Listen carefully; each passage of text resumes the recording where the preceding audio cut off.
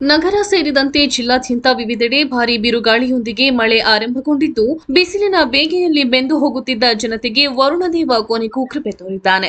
ಬಿಸಿಲಿನ ತಾಪಮಾನಕ್ಕೆ ಅಂತರ್ಜಲ ತೀವ್ರವಾಗಿ ಕುಸಿದು ಕೆರೆ ಕಟ್ಟೆಗಳು ಬತ್ತಿ ಹೋಗಿ ಬೆಳೆಗಳಿಗೆ ನೀರಿಲ್ಲದೆ ಬಾಡಿ ಹೋಗುತ್ತಿದ್ದವು. ಇದೀಗ ಸುರಿಯುತ್ತಿರುವ ಮಳೆಯಿಂದಾಗಿ ಜಿಲ್ಲೆಯ ಜನತೆ ನೆಮ್ಮದಿಯ ನಿಟ್ಟುಸಿರು ಬಿಡುವಂತಾಗಿದ್ದು, ಮತ್ತಷ್ಟು ಜೋರು ಮಳೆಯಾಗಲಿ, ಅಂತರ್ಜಲದ ಮಟ್ಟ ಹೆಚ್ಚಿ ಕೆರೆ ಕಟ್ಟೆಗಳು ಭರ್ತಿಯಾಗಲಿ ಎಂದು ವರುಣದೇವನಲ್ಲಿ ಮೊರೆ ಇಡುವಂತಾಗಿದೆ.